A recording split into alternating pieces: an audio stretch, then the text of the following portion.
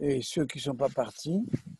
Voilà, nous avons donc le bonheur de travailler sans être à Jérusalem, mais être ensemble. Voilà, je voulais vous proposer pour cette séance de travail qu'on remercie Guy Talia de se donner autant de mal pour nous réunir et pour Kiddush Hashem. Et donc, Shalem Hashem Paola, Utrim Askurta, Shlema Me'et Hashem. Le sujet d'aujourd'hui, parce que c'est comment acquérir la sainteté dans ces temps-là et comme nous avons jeudi prochain, donc le 14 Iyar, et nous devons donc nous préparer pour Pessah Sheni. Donc, à mon avis, il y a certains qui n'ont pas encore terminé Pessah Rishon, qui était le 15 Nissan. Et voilà que le 14 Iyar, puisque nous sommes le 6 Iyar, donc dans une semaine, jeudi soir, 28e jour du Homer, et donc nous allons fêter Pessah Sheni, et en même temps, la Iloula de Rabbi Meir Baal HaNes.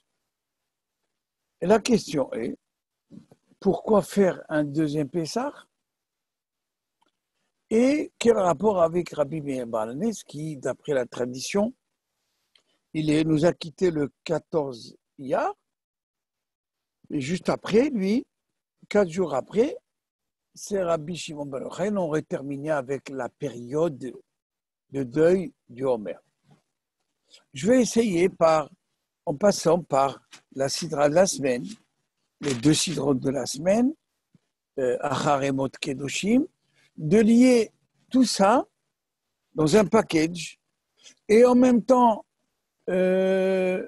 ajouter à notre panier d'études le 3e Pérec de Pirkei Avot, donc qui parle un petit peu comment avoir la sagesse, comment être enraciné dans la sagesse et surtout comment acquérir cette Kedusha et la sagesse, donc qui est la sainteté. Alors on va essayer. Voilà, tout d'abord, donc, ce Shabbat, nous allons lire 2 sidrotes, Achar Emot et puis après Kedoshim. Pour faire une boutade que tout le monde connaît, c'est juste après ça, il y a la semaine prochaine, on va lire Emor. Alors on dit sur quelqu'un, Achar Emot Kedoshim Emor. Après la mort des saints, tu diras, parce qu'il y a certains qui se rappellent de la personne quand elle est morte, mais pas dans son vivant. Alors il vaut mieux dire des belles choses sur la personne quand elle est vivante, mais se rappeler de son papa, maman, pour lui dire merci papa, merci maman. Il vaut mieux le dire avec un bouquet de fleurs quand ils sont vivants et non pas après. Donc ça, c'est un petit rappel que les parents, donc surtout ces 2 derniers mois où on les a confinés quand ils ont atteint un certain âge et qu'on leur a dit qu'ils devaient leur place est restée et une pensée pour tous ceux qui ont passé le Seder seul et donc une bonne pensée pour eux pour leur dire que c'était qu'un mauvais souvenir, que l'année prochain Pessah, nous serons tous ensemble. Alors voilà donc la sidra de cette semaine, donc elle parle comment acquérir la sainteté. Comment acquérir la sainteté? Plusieurs fois. Vitem Kedoshim, vous allez acquérir la sainteté. Soyez saints, car je suis saint du Dieu. Ani Hashem Elokechem, et donc je vous donne comment devenir saint. Alors, il y a une histoire dedans. L'histoire dedans, c'est Moshe qui reçoit une délégation de gens très spéciaux. Donc, on parle de chapitre 9, de 1. Donc, ils étaient dans le désert et il y a certains qui sont venus le voir et ils ont dit, voilà, Le 14 Nissan, on parle de la deuxième année, le 14 Nissan, au soir, le jour du 14 Nissan, la veille de Pessah, nous étions pas aptes à faire le sacrifice de Pessah. Nous étions en mission. Mission de quoi et de qui? Et nous n'avons pas pu célébrer Pessah. Nous voulons voir est-ce qu'il y a un rattrapage, une session de rattrapage. Moshe, il le regarde, il était donc avec son staff, et il dit, Imdou, attendez, je vais demander à Hachem, car votre question, on peut pas répondre comme ça. On est compte, on imagine, on va devant la Cour suprême et on pose la question et ils disent non, attendez, on va demander à la Cour internationale. Là, il dit non, je vais demander à Hachem. Alors de quoi il s'agit? Tout d'abord, le contexte de ce texte-là, de ces versets-là, c'est pas sa place. Parce que d'après le Midrash, le peuple d'Israël, il est sorti d'Égypte, il a fait le premier Pessah en Égypte, après il est sorti. Et puis, pendant 40 ans, il n'a pas fait de Pessah. Pourquoi? Parce que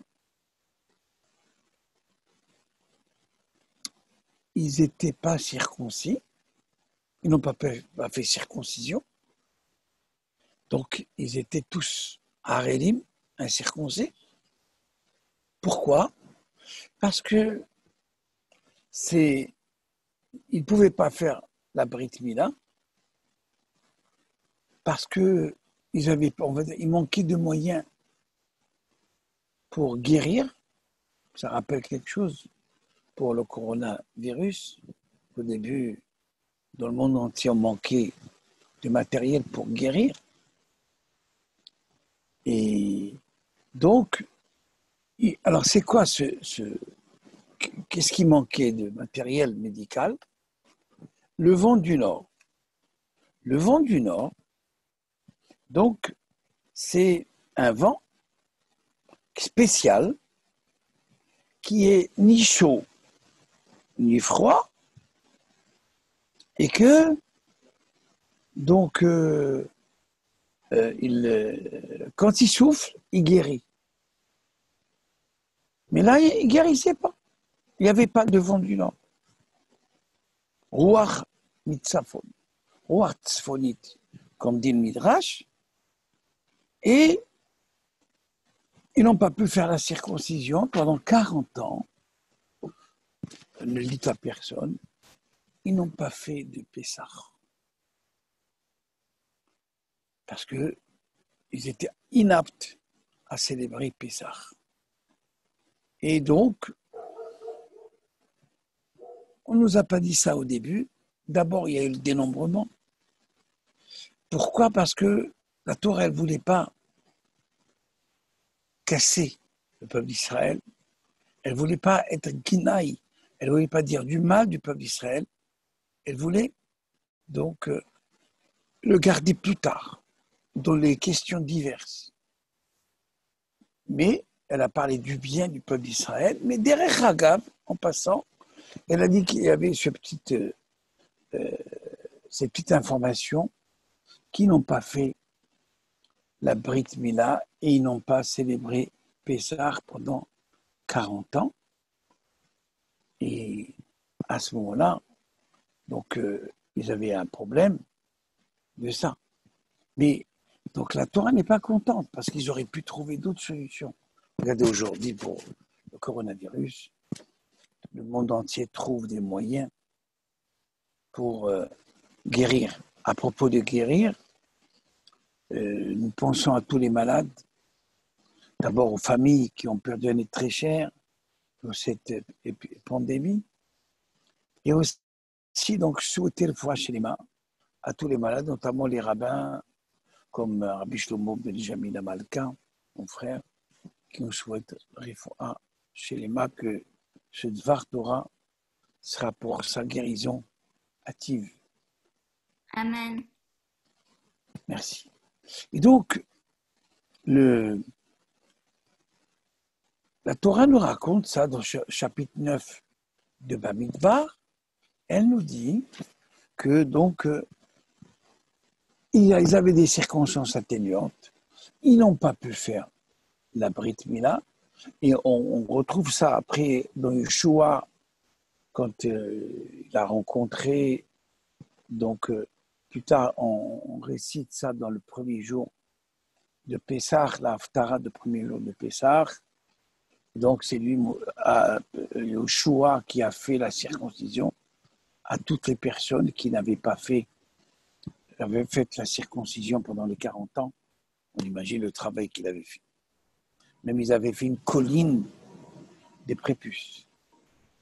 Et voilà donc, peu importe, juste pour nous dire qu'ils auraient pu donc trouver la solution, ils n'ont pas trouvé, parce que chacun de nous doit, même s'il est dispensé, c'est ça le thème d'aujourd'hui, même s'il est dispensé d'une mitzvah, il peut le faire. Alors, donc, une fois qu'ils ont réglé ce problème, qu'ils n'ont pas fait la Mila, ils n'ont pas fait le Pessah, on nous raconte donc que ces personnes sont venues. Qui sont ces personnes qui sont venues alors qu'ils étaient dispensés? Si on est dispensé de la Mila, du Pessah, on est dispensé. Ils sont venus, il a dit, que nous sommes, donc nous n'avons pas fait de Pessah parce que nous étions Tmeim, nous étions impurs. Qui c'était? Le Midrash raconte qu'il y a plusieurs idées là-dessus. Qui était? C'était Michaël et Tzafan. Qui sont Michaël et Tzafan? Ce sont les frères de Nadav et Avihu. Dans la Sidra que nous allons lire Shabbat, c'est écrit Vaïdaber Hashem, Acharemot Shene Bene Aharon Bekorvatam. Il nous raconte la catastrophe qu'il y a eu le jour de l'inauguration du temple, du tabernacle. Il y a eu 2 morts. Quelle mort? C'était les calcinés, 2 jeunes gens, les enfants d'Aaron, qui ont pris sur eux, ils ont pris sur eux de faire quelque chose qui leur est interdit, et ils ont été brûlés vifs le jour de l'inauguration du tabernacle, parce qu'ils ont pris l'initiative qu'ils ne devaient pas prendre. Le débat n'est pas qui a raison, qui n'a pas raison. Donc, mais c'est eux qui ont pris. Donc, Michel Tzafan, puisque Moshe dit à les 2 cousins de Nadav et Avihu, prenez les 2 morts et vous allez, donc, on va s'occuper de l'enterrement. Donc, ils sont rendus impurs. Donc, d'après le Midrash, ces 2, donc, quand c'était le premier Nissan, donc, ils ne pouvaient pas faire le sacrifice de Pessah. Ils sont venus, ils ont dit, il n'y a pas lieu de ne pas faire n'a pas lieu de ne pas faire le Korban Pessah. D'autres qui disent, ceux qui ont pris, vous savez quoi, à la sortie d'Égypte, pendant que les Égyptiens se noyaient, les Juifs, les Bnei Israël ramassaient le butin, sauf ceux qui ne l'ont pas ramassé. Ils sont partis chercher Aarono chez Yosef, le cercueil de Joseph, et donc ils le prenaient tout le temps. Et donc ils sont devenus impurs. Et ils sont venus dire à Moshe, pourquoi nous étions en mission. Comme aujourd'hui, malheureusement, cette année, beaucoup de gens étaient dans la Riva Kadisha, service mortuaire qui font des enterrements tout le temps, même jusqu'à l'entrée de Pessah. Dire aujourd'hui, donc ils n'auraient pas pu faire le Pessah. Et aussi donc tous ceux qui ont travaillé pour les pompes funèbres de l'époque, et ils n'ont pas pu donc aller au mikvé le soir parce que c'était trop court. Ces gens-là, ils sont venus et ils ont dit à Moshe, mais nous étions en mission, la Manigaha, pourquoi on va nous enlever une mitzvah de notre actif? Nous voulons faire le sacrifice de Pessah, quelque chose d'extraordinaire. Ils sont dispensés. Ça y est, tu es dispensé, ne fais pas. Mais non, ils ne veulent pas qu'on leur enlève une mitzvah, parce que une mitzvah de perdu, c'est une perdue, même si on en a fait d'autres. Voilà. Quelqu'un qui a raté un office, il a raté, hein, même s'il fait un midot après, mais il a raté quand même. Alors, il leur dit, Moshe, à Imdou, attendez, je vais demander à Hachem. 4 fois, Moshe n'a pas voulu rendre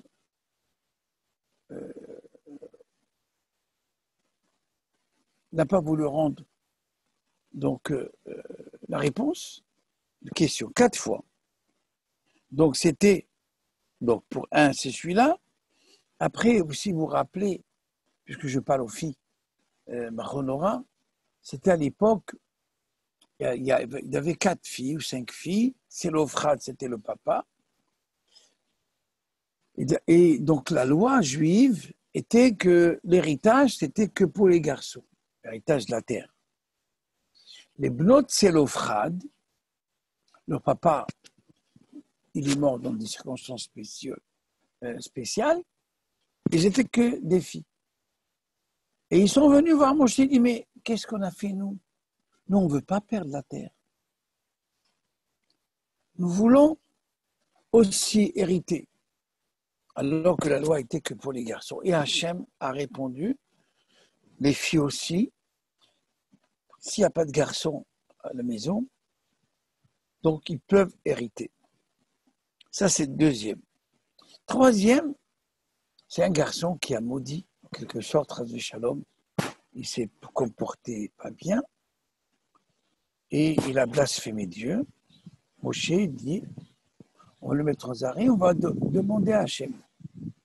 Et quatrième, c'est ce monsieur, certains disent c'est l'Ophrate, qui est parti Shabbat, et il a coupé du bois. Ils l'ont arrêté, la police du Shabbat, elle a arrêté, elle l'a mis aux 2 arrêts, donc, et Moshe l'a dit, laissez-le, donc laissez-le en prison, on verra ce que Dieu dit. Quoi, Moshe n'était pas capable de savoir tout ça?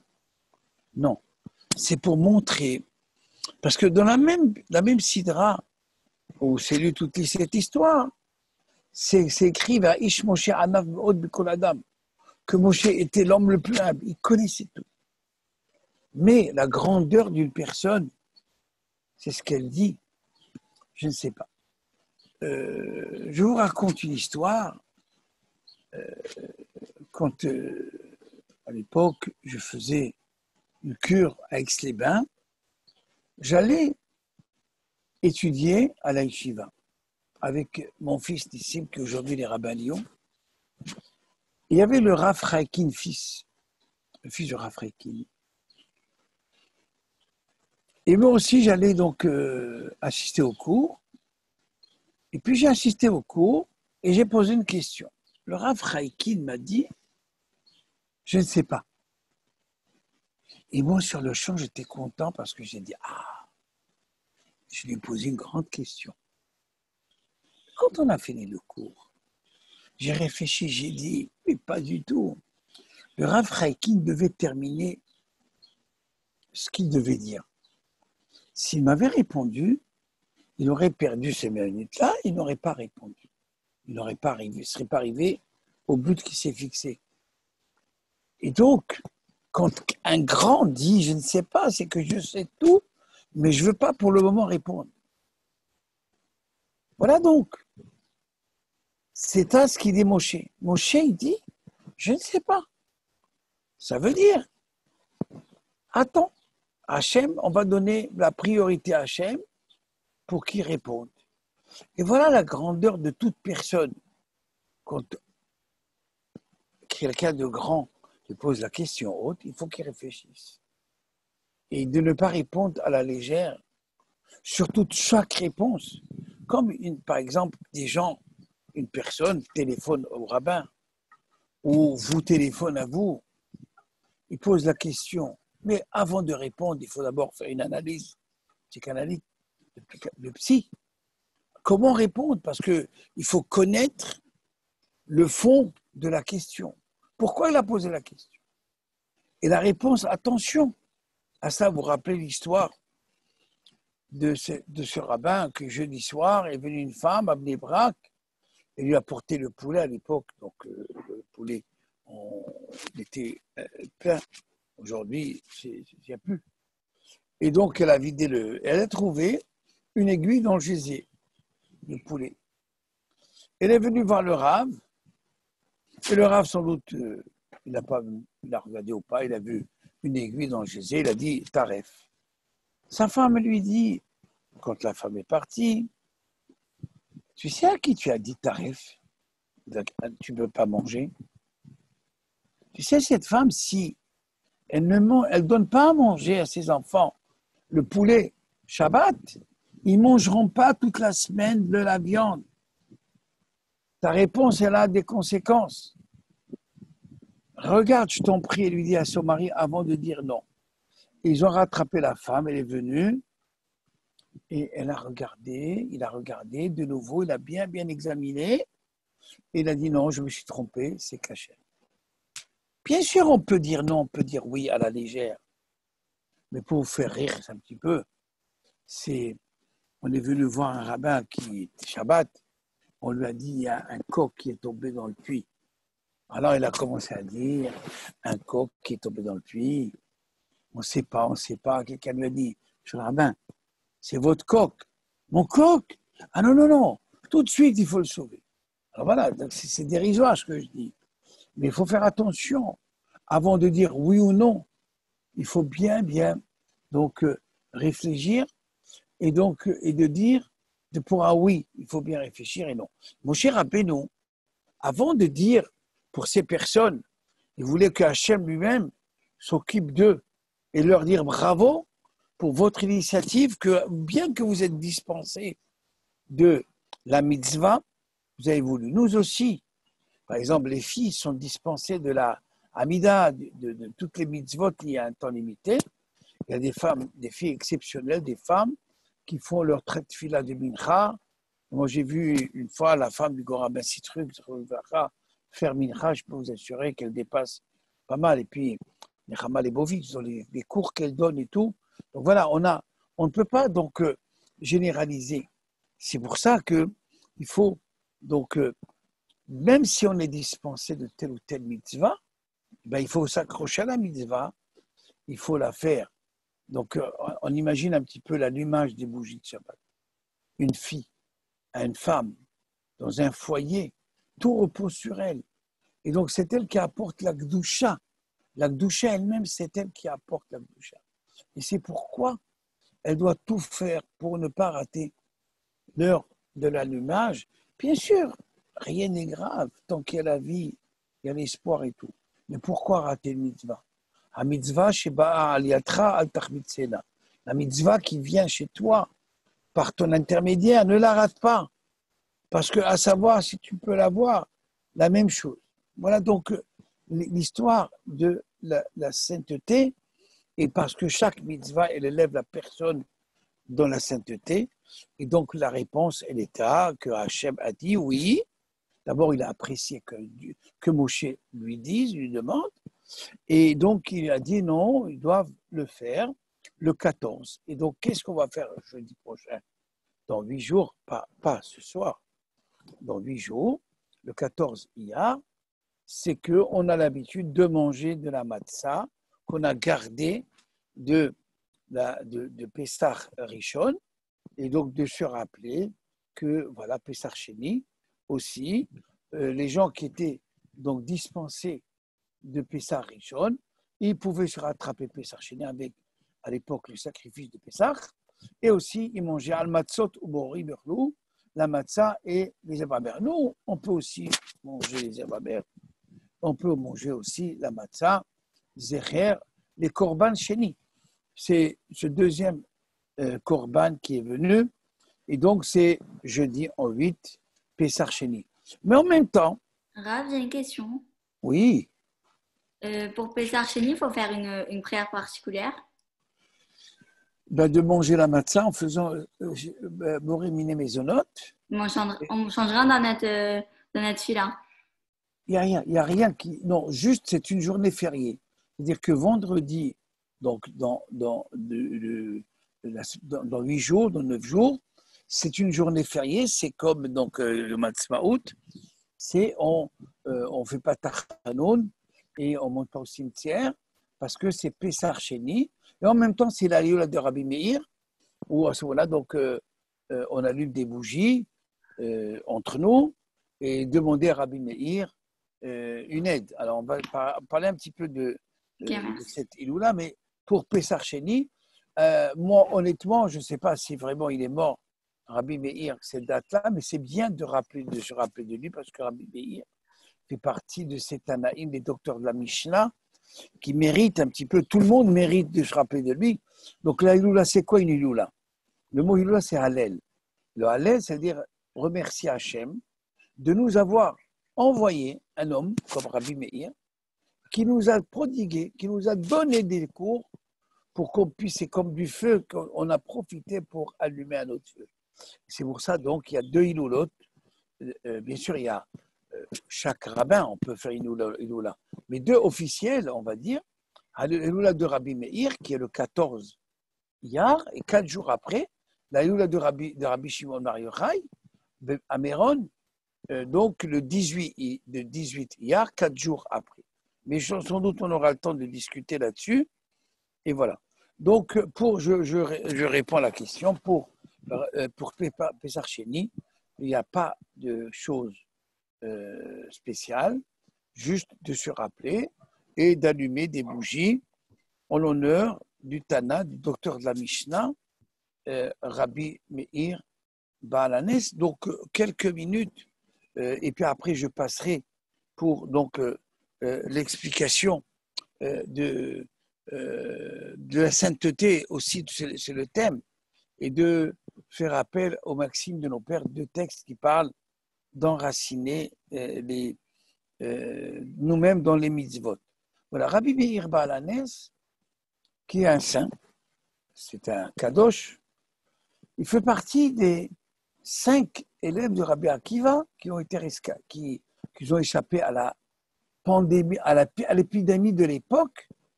Ils ne sont pas morts, puisque dans la période de Homer, il y a eu 24 000 morts, les élèves de Rabbi Akiva. Rabbi Akiva, sa grandeur, elle était grande.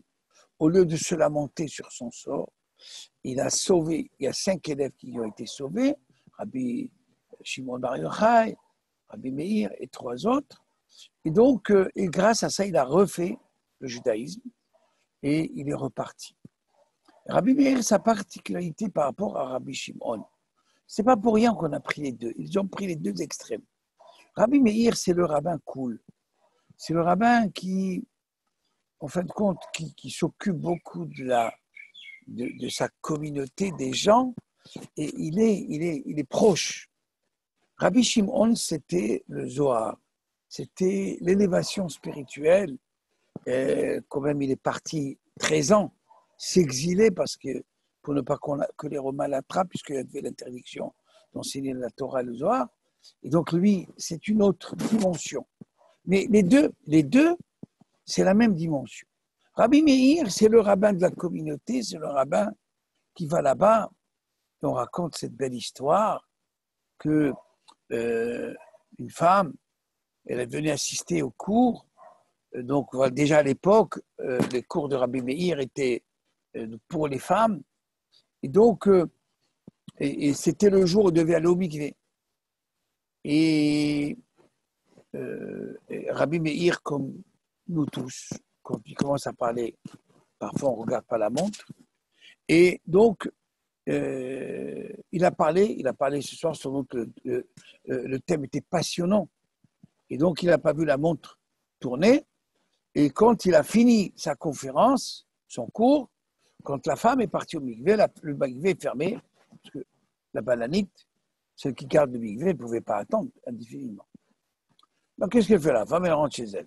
Son mari l'attendait. Elle lui a dit, je n'ai pas été au mikvé. Il dit, pourquoi? Parce que j'ai été au cours du Rabbi Meir. On va dire que la metzrout, pour parler du bien, le mari, sans doute, il a gardé les enfants, pour ne pas dire qu'il a raté le cours.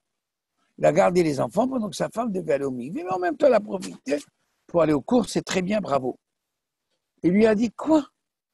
Et pourquoi tu n'es pas parti au milieu? Il dit, j'ai pas osé partir au milieu. Il lui a dit, ben, tu sais quoi, un rabbin qui ne regarde pas sa montre, et tout ça, on peut pas faire le regarder en face. Tu ne rentres pas ici tant que tu n'as pas, en quelque sorte, craché, pardon le terme, sur la figure de Rabbi Meir. Qu'est-ce qu'elle fait, la femme? Elle ne voulait pas d'histoire avec son mari. Elle est partie. Elle est partie dormir chez une copine. Et voilà, ça a fait du bruit dans la yeshiva de Rabbi Meir à Tibériade.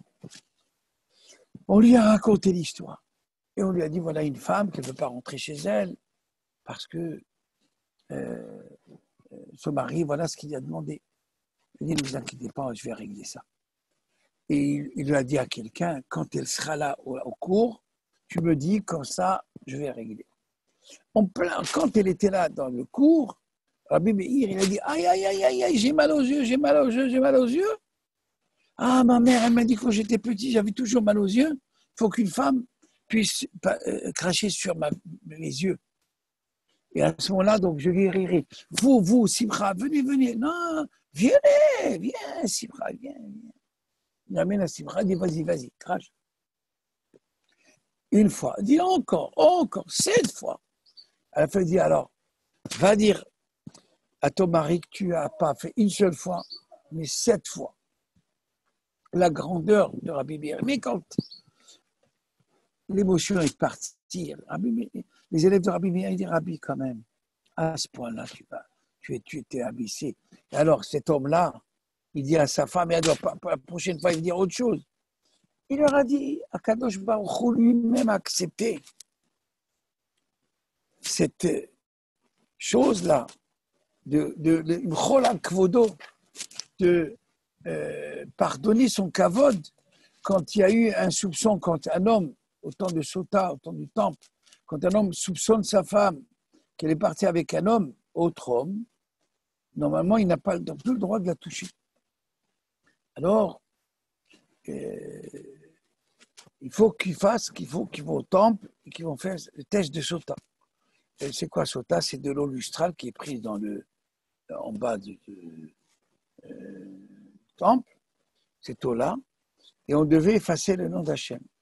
Et la femme, qui est soupçonnée d'avoir trompé son mari, elle doit boire. Elle dit Hachem, pour ne pas avoir un soupçon, pour Kouéchlom Baït, il a accepté qu'on efface son nom. Et moi, juste pour qu'elle crache sur ma figure. Et alors, voilà pourquoi Rabbi Meir Baalanes, c'est un Mishnah aussi, que quand il y a une Mishnah sans auteur, c'est pour Rabbi Meir. Donc voilà, Rabbi Meir faisait plus que les autres. C'est exactement comme l'histoire de Pessar Sheni.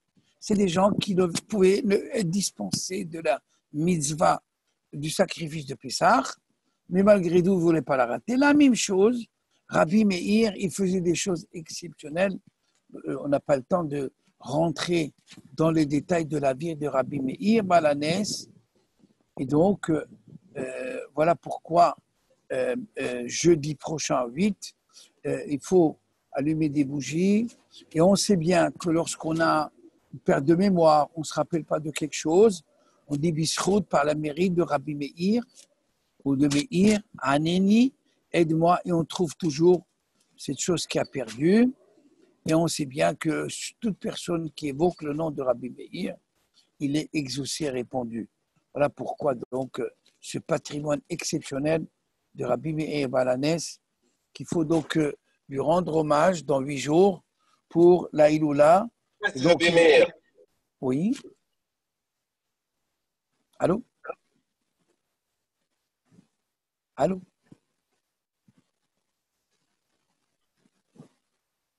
Donc,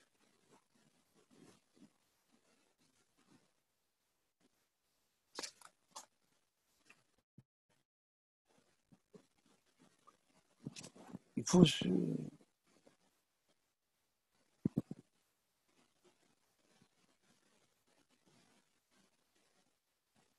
On est toujours...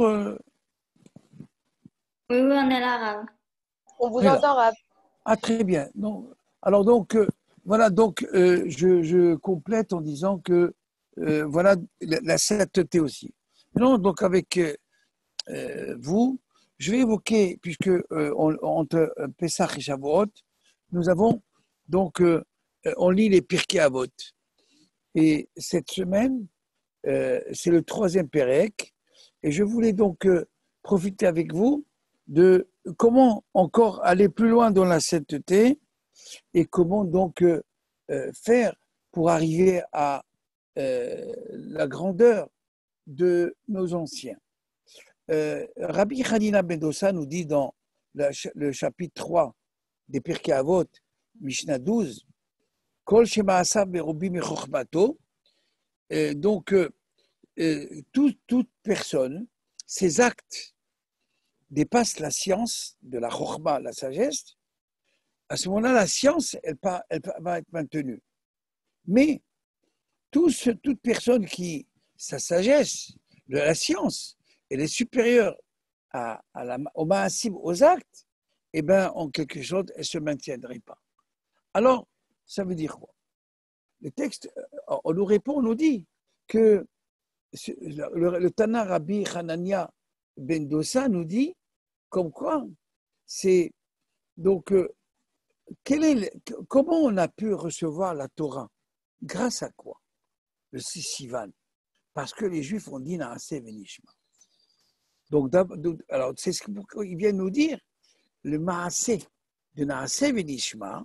Donc, il fait d'abord plus la logique. C'est vrai que si on comprenait tout, ça aurait été plus facile de faire ce qu'il dit. Mais Rabbi Hanina ben Dossa dit, si les enfants d'Israël, ils ont eu la sagesse de dire, d'abord on fait, après on comprend, sûr et certain que ça marche. Mais quelqu'un qui dit d'abord, je veux comprendre avant de faire, sûr et certain qu'il n'arrivera pas à ça. Et c'est pourquoi, donc, tout ça, c'est dans la kavana. Donc, le kavana, ça veut dire quelle est l'idée, quelle est donc l'intention, l'intensité donc de ça. Dans la sidra, que ça va avec la sidra de Kedoshim et Acharemot. Donc, pourquoi ça va? Parce que il y a des lois qui sont tellement faciles à faire et que tout le monde le fait, mais pas du tout. Quand un juif, par exemple, quelqu'un nous énerve, on a envie de l'envoyer balader.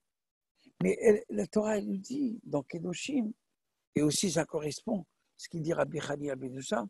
Bien sûr, la logique veut que je m'énerve. Et je lui dis, et je lui réponds, et je lui rends coup par coup, œil pour œil, dent pour dent, et tout ça. Rabbi Hanina ben Dossa dit non, ça ne marchera pas comme ça. Tu n'arriveras à rien. Il faut d'abord, puisque la Torah elle dit, tu as raison, mais ne te conduis pas comme tel. Alors c'est pour ça que toute la paracha de Kedoshim, soyez saints comme je suis saint, comme Rabbi Hanina ben Dossa dit, si donc tu étudies, mais tu n'as pas compris, et tu ne peux pas donc faire ce que tu n'as pas compris, fais-le quand même, ce n'est pas grave, et ta ira, ta crainte de Dieu, c'est elle qui te pousse à faire le Naaseh Venishma. Alors il est vrai que c'est très difficile d'aller contre le courant. Il est très difficile d'aller dans ce sens parce qu'on n'est pas à la mode. Regardez un petit peu quand une fille rencontre un garçon rencontre une fille. On a envie, après la première, deuxième rencontre, de se toucher, de s'embrasser et autres. Et donc, ce qu'on appelle Shomer Negia, quand une fille rencontre un garçon pour un chidour, elle lui dit « je suis Shomer et Negia ». Alors, parfois on dit « mais c'est ringard ». Non, regardez la pandémie de la coronavirus. C'est exceptionnel. Jusqu'à présent, tout le monde s'embrassait. Tout le monde se touchait. Plus on s'en lasse, plus c'est bon. Aujourd'hui, presque on va payer les gens à ne pas s'embrasser. Rien que 2 mètres. On monte la Torah, on ne serre la main de personne. En rigolant, on se touche le coude. On rencontre une personne après temps, on n'embrasse pas, on se parle à 2 mètres et autres. Mais c'est ça, Naaseh Venishma. C'est ce que dit Rabbi Hanina ben Dosa. C'est ça ce qu'il dit. Quand la halakha te dit telle ou telle chose, si tu veux t'élever dans la sainteté, fais ce que la halakha te dit. Même si tu n'es pas à la mode, même si tu n'es pas là-dedans, alors, donc, c'est ça qu'il faut faire. Et on va plus loin dans le même Pirkei Avot, donc dans le 22 du Pirkei Avot, qu'est-ce qu'il nous dit? Il nous dit ceci. Je vous lis le texte. Roya Omer, Rabbi Elazar ben Azaria dit, celui dont la science surpasse les œuvres. À quoi il ressemble? À un arbre avec beaucoup de branches et peu de racines. Vient une tempête, il est déraciné et jeté à terre. Ainsi qu'il est dit dans Hermiaou, il sera comme la bruyère dans une lande, il ne jouira pas de l'arrivée du beau temps, il habitera. Mais celui dont les œuvres surpassent la science ressemble à un arbre qui a un peu de branches avec beaucoup de racines. Tous les vents du monde se déchaîneront contre lui, qui ne parviendrait pas à l'ébranler comme il est gris. Donc le même Jérémie 17, 8, là c'est 17, 6. Il sera comme un arbre planté sur le bord de l'eau, qui étend ses racines vers la rivière. Lorsque les grands chaleurs arriveront, il s'en apaisera même pas. Ses feuilles seront toujours vertes. Il ne redoutera point les années stériles. Il ne cessera pas de produire des fruits.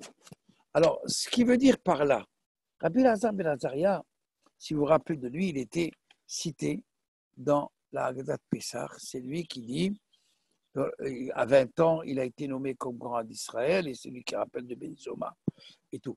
Qu'est-ce qu'il veut dire Rabbi Elazar ben Azaria? Il veut dire comme quoi, pour acquérir la sainteté, c'est pas qu'une fois. Il y a beaucoup de gens, malheureusement, il y a beaucoup de gens qui font choufouni. Donc, ils font des choses que pour se montrer.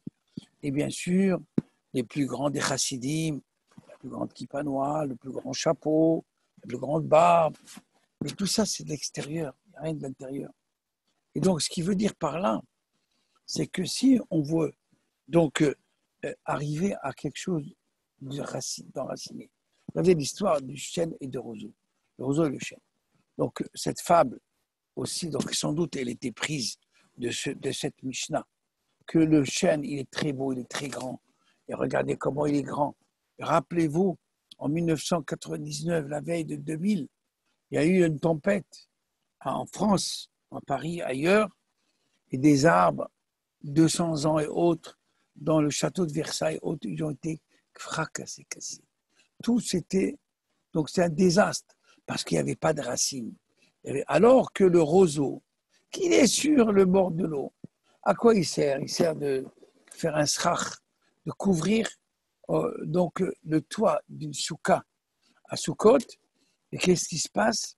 Donc lui, il est tout le temps, il a des racines de partout. Et c'est pour ça, il nous dit, toute personne à quoi? On imagine un petit peu dans un autre contexte. À l'époque, il y a beaucoup de gens qui parlaient pour ne pas fumer. Imaginons un conférencier exceptionnel qui parle pendant 1 heure ou 2. À la fin, il parle contre le tabagisme, parce qu'il est payé pour ça. Et à l'issue de la conférence, pour répondre aux questions, eh bien, il prend une cigarette et la fume. Ben, ça veut dire celui-là, tout ce qu'il dit, c'est faux. Il y a beaucoup de gens, la même chose, qui parlent beaucoup de Torah, beaucoup de morale. Je me rappelle, il y a quelques années, j'ai assisté à un cours sur les lettres hébraïques. Et donc, le secret des lettres hébraïques. Mais à la fin, il s'avère que celui qui a fait la conférence, il ne savait même pas lire l'hébreu. Ça veut dire que c'est chokhma. C'est une connaissance. Donc, ce sont des connaissances qui sont superficielles, pas profondes. Et donc, c'est pourquoi que ce qui veut dire Rabbi Elazar ben Azariah, c'est que les actes d'abord, les actes. Comment on juge une personne? Comment on juge une personne? C'est ses actes. Une personne en public, dans la Keïla, dans la communauté, quand elle aide. Par exemple, on est invité. Bien sûr, si on est invité chez son professeur ou autre, on va faire attention, on va faire la chassida, on va tout ça. Mais non. Donc, comme il dit Antignos, ne soyez pas ces serviteurs qui font tout pour l'extérieur. Soyez ces serviteurs qui font l'ishma. Donc, l'amour gratuit, l'amitié gratuite, tout est gratuit. Désintéressé pour que ça marche. Et donc, la même chose, les actes ici, c'est beau d'étudier, c'est très beau de connaître. Mais faire, connaître. Par exemple, aller rendre visite à quelqu'un, téléphoner à quelqu'un, prendre de ses nouvelles sans attendre, sans arrière-pensée. Et je sais que même vous, dans Machon Ora, on vous envoie des missions pour rendre visite à des personnes donc isolées. Je pense que tous les séminaires, ils font aussi beaucoup de social et c'est pas facile parfois d'aller rendre visite à une jeune femme qui est seule, elle a 5 enfants, elle n'a pas de revenus, faire le linge, repasser le linge, ou bien faire le parterre et autres. C'est pas facile de faire des bonnes maasim, des bons actes. C'est pas facile parce que c'est embêtant. Bien sûr, on s'éclate. C'est mieux d'aller faire les boutiques pour après le Homer et tout. Mais ça, d'aller rendre visite à une femme avec des enfants, un enfant qui est malade, un enfant autiste, la soulager un petit peu, c'est pas facile. C'est pour ça, même en Israël, ils ont commencé par ces classes-là. Parce que avoir un enfant handicapé à la maison, c'est pas facile. Donc, le soulager 1 heure et demie, 2 heures, que la maman, elle puisse souffler un petit peu, qu'elle puisse dormir, faire une sieste ou autre. Alors, c'est ça, ce qui veut dire Rabbi Elazar ben Azariah. C'est bien de vouloir faire, mais pas pour le superficiel. Il faut que ce soit ce Ilan, cet arbre qui a ses racines, qui sont là-dedans, qui sont bien, quoi qu'il arrive, au tacle, un tacle, il ne nous fera pas bouger. Cette belle histoire, dans une yeshiva, il y avait un garçon que tout le monde était merveilleux, et donc, et le Rav, il a dit, attendez, ne jugez pas la personne, attendez que il faut d'abord lui faire un test. Il dit le vendredi, quand vous allez au mikvé, après 4 gaillards, vous le prenez et vous le jetez dans le mikvé. S'il ne répond pas, il est bien. Sinon, vous allez voir la réaction. Ils l'ont pris le vendredi, ils l'ont jeté dans l'eau. Et il a commencé à insulter. Donc, les garçons qui étaient dans le mikvé n'ont pas cru leurs oreilles, les insultes qu'il a sorties. D'accord, mais il faut accepter. Bon, quelqu'un, par exemple, on blague, et il ne faut pas le faire. Mais quelqu'un a jeté un verre d'eau, ou je ne sais pas, et ce n'est pas la peine d'être en colère et oublier que hier, cette personne, elle nous a rendu service et tout. Il faut avoir la karatatov. Pour avoir la sainteté, il faut reconnaître les bienfaits. Et donc, bien sûr, quelqu'un qui étudie d'une autre personne, un geste, une lettre et autres, les maximes de nos pères nous dire, il faut lui rendre hommage. Et bien, nous aussi. Donc, ce n'est pas simplement la théorie, il faut la pratique. Et donc, celui qui a ses racines bien enfoui dans la terre. C'est-à-dire, il a des mitzvot qui l'ont mis bien enraciné. Quoi qu'il arrivera, il sera toujours comme ça. Voilà donc, c'est pourquoi qu'on doit, nous tous, ces moments de vouloir de la sainteté, tout ça. Et je conclus presque l'histoire de Aharemot et Kedoshim avec la Haftara que nous allons lire. Aharemot, on la lit à Kippour. Quand? Le matin, à la sortie de Torah, et l'après-midi. Le matin, on parle des deux boucs émissaires pour faire pardonner la faute aux Juifs. Mais l'après-midi, on lit toutes les lois de l'inceste. Mais il n'y a que ça, l'après-midi. Oui, au moment où on croit que tout est réglé, il faut faire très attention à ces petites fautes. Et oui, c'est pour ça qu'on nous rappelle à l'ordre pour l'après-midi de Kippour pour dire attention donc à cela. Voilà, donc nous aussi, on doit donc se préparer pour cette grande semaine qui arrive. On espère d'abord que le déconfinement continuera à faire, que la pandémie sera qu'un souvenir, et on verra la réponse de ça, pourquoi il y a une pandémie.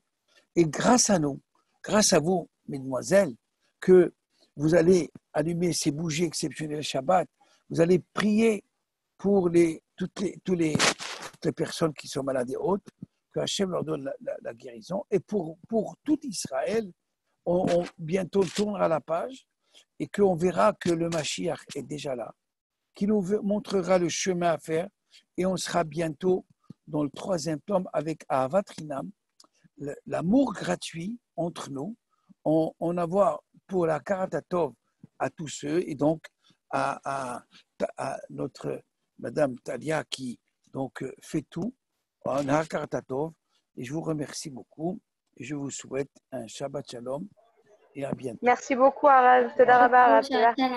Au revoir.